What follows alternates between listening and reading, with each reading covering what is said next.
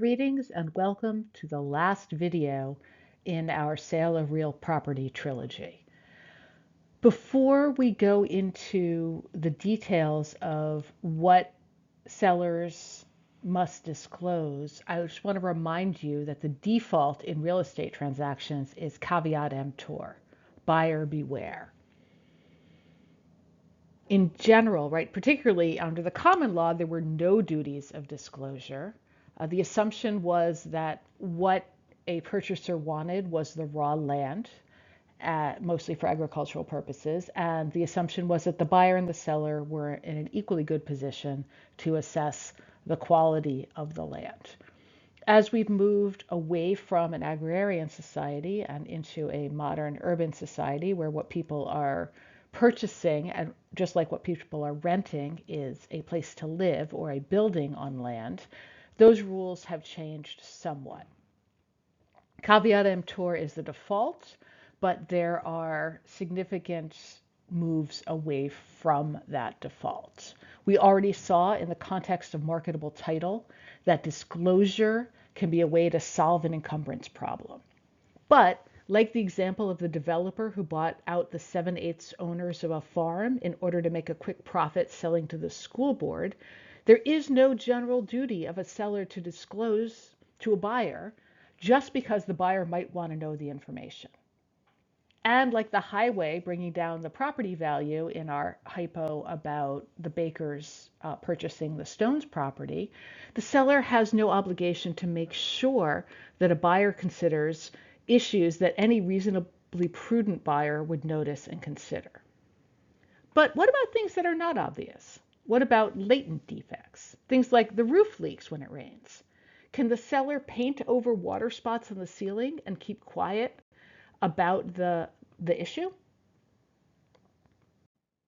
So again, under the common law, the rule was caveat emptor.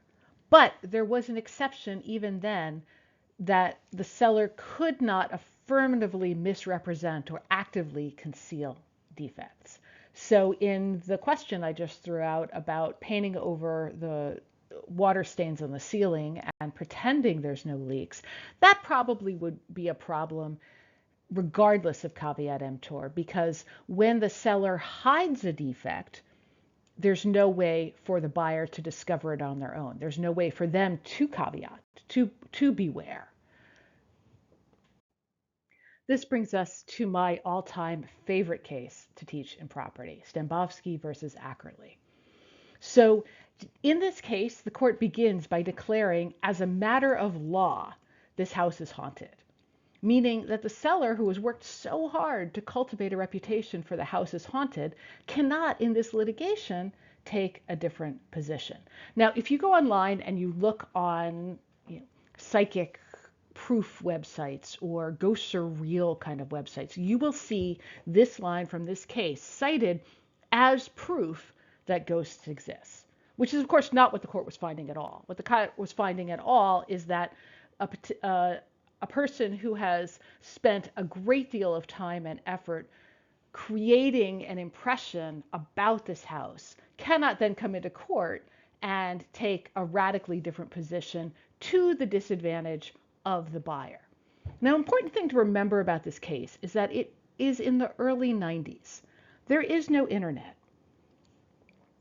There is no way for these buyers to discover, easily at least, that Ackerley has spent years writing articles in Reader's Digest and giving interviews to the press talking about how this house is haunted. Things are different now, right? This case might well come out differently now when a simple Google search would discover all of this stuff, but it was a different world back then, and the level of what was possible to discover in due diligence was different. So how this case comes about actually is it's a lovely old beautiful house in Nyack, and Stambovsky goes to a local bakery and is chatting as one does and says, oh, we're buying the house up the street. And the person behind the counter says, oh, you're buying the haunted house. And Stambovsky says, what are you talking about? That was how they found out. So plaintiff comes to court, and what they want is rescission of the contract. They want to not have to purchase this property. Now, obviously, there is no claim in law by which they can say, we don't want to buy the haunted house. And that is not what they're saying. They're requesting rescission on equitable grounds, on the ground that the seller actively concealed information that would have affected the buyer's opinion of the valuation of the property. Now, if you're the seller, what's your response? Right? My reaction would be like, what are you talking about? There's no such thing as ghosts. This is ridiculous. And that's where the court statement that as a matter of law, for purposes of this litigation, the house is haunted matters.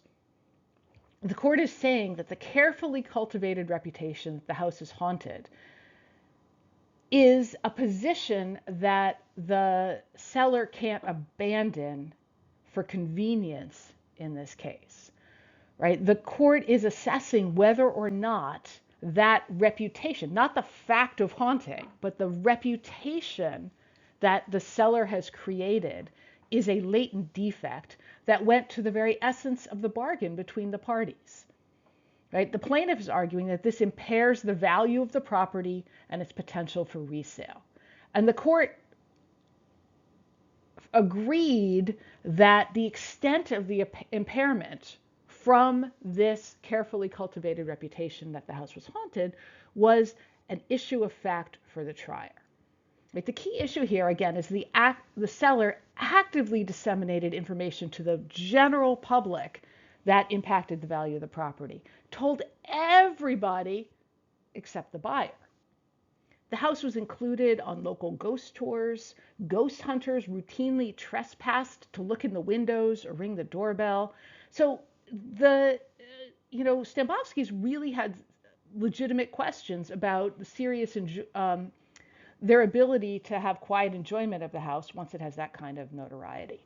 And the court says this was a condition that was created by the seller, was uniquely within her knowledge and control, and that the buyers had no way to discover without her telling them, right? It was a latent information. And the court says, like a reasonably prudent person could not have discovered this alleged defect. Now, that certainly was true then. Again, now you can do a Google search and you'll find that information.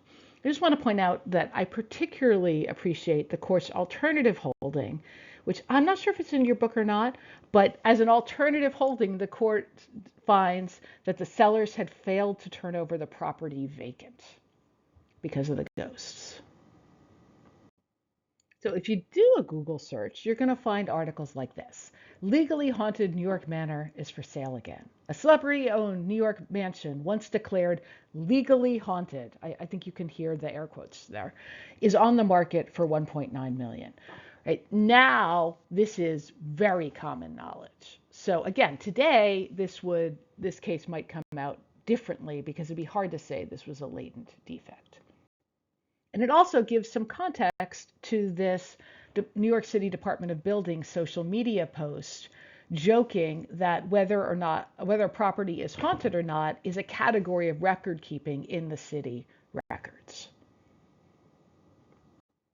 So let's look at the Maryland disclosure law and see what kinds of disclosures are imposed by law to sort of modify the default of caveat emptor. We'll look at the New York law in a minute, but I wanted to show you the Maryland one because it's both similar and different, and I wanted you to see sort of the multiple ways that things can be done. So here you see that the legislature directed the Real Estate Commission to develop a standardized disclosure form that will disclose all latent defects that a seller has actual knowledge of and that a purchaser couldn't be reasonably expected to discover by a careful inspection. And that would sort of be a real concern for health and safety of the purchaser or the occupant of the property. And Um, there's an exception for any latent defects that are either disclosed to the buyer or that the purchaser doesn't know about, or, that the seller doesn't know about, or when the seller specifically states in the contract of sale, we make no representations or warranties as to the condition of the real property, right? In that case, the purchaser is buying as is, and with all the defects, latent or patent, that may exist. So the parties can structure their deal to be caveat emptor, but they have to do it intentionally and to contract around the law, which changes the default from completely caveat emptor to seller must disclose known latent defects. So here is the form that Maryland came up with, and every transaction for residential property will use this form. And you can see there are all kinds of issues. And for each one, it says the seller has to indicate their actual knowledge with respect to it. So foundation, are there any settlements or other problems? Yes, no, unknown. Basement, any leaks or evidence of moisture? Yes, no, unknown. Leaks, roof leaks, same kind of thing. And there's space for comments as well. And, heating system, air conditioning system, electric system. Are there any problems with electrical fires, circuit breakers, outlets, or wiring? Those kinds of things. Any problems with the water supply? One that I think is particularly interesting, and it is bolded, right? It's bolded to draw attention, is, will smoke alarms provide an alarm in the event of a power outage? Yes or no? Are the smoke alarms over 10 years old? Yes or no? And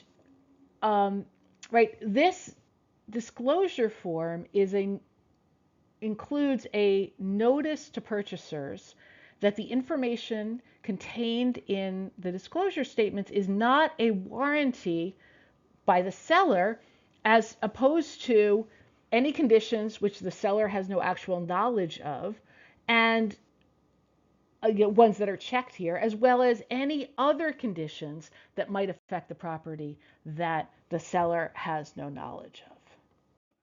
Here's another portion of that same disclosure document. I just wanted to point out a couple of the disclosures. Number 16, are there any zoning violations, non-conforming uses, violations of building restrictions or setback requirements, or any recorded or unrecorded easements except for utilities affecting the problem? Yes, no, unknown. If yes, specify, and there's room for comments. So that gets to the Lohmeyer case concerns. And then, is the property located in a flood zone, a conservation area, or wetlands? And is the property subject to any restrictions imposed by a homeowners association or any other kind of community association? Again, getting to those issues that were at issue in the Lohmeyer case.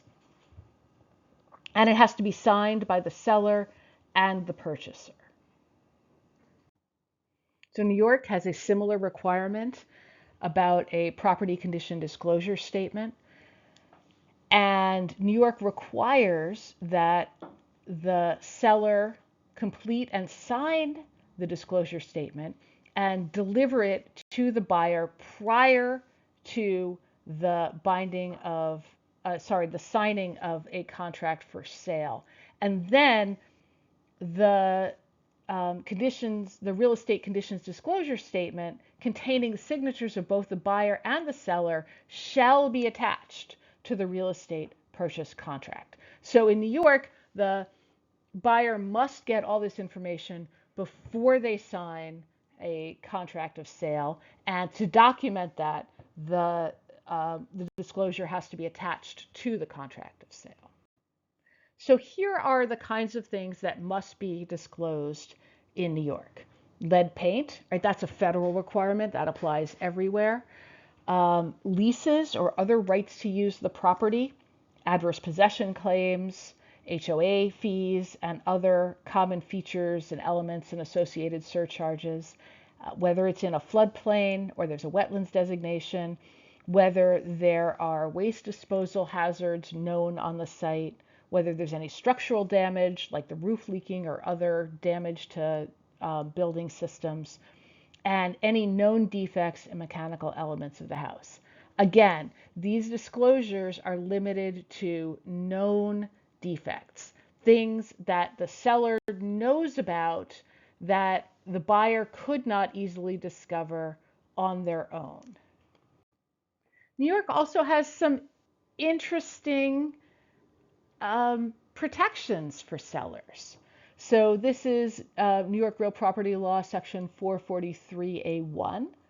And notice, notwithstanding any other provision of law, it is not a material defect or fact relating to property offered for sale or lease that an owner or occupant of the property is or was at any time suspected to be infected with the HIV virus or any other disease which has been determined by medical evidence to be highly unlikely to be transmitted through occupancy of a dwelling place, or B, the property is or is suspected to have been the site of a homicide, suicide, or other death by accidental or natural causes.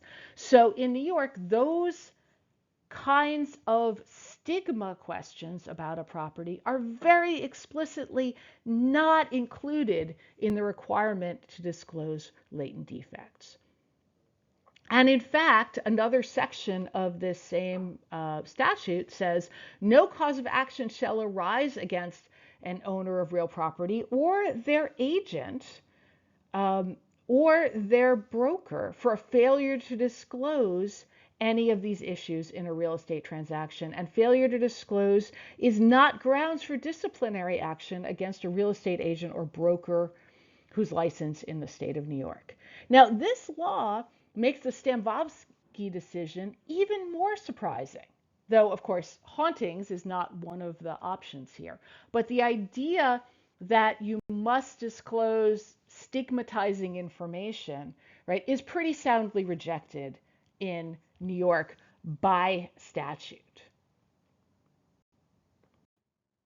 So, in summary, putting all the pieces together in one very short slide. In terms of sale of real property, you need a writing. Otherwise, the statute of frauds is likely going to invalidate your deal. There are some exceptions, right? The seller must deliver marketable title, and the seller has a statutory duty to disclose specific things. Otherwise, caveat emptor is the general rule. And these concepts, when fit together, create an overall framework for the responsibilities and equities in a sale transaction. All right, that's it for today. Congratulations, you have now completed the 3-video survey of sale of real property. Next class, we will talk about delivery of deeds and kinds of deeds and probably the Recording Act. So I will see you then. Have a great day.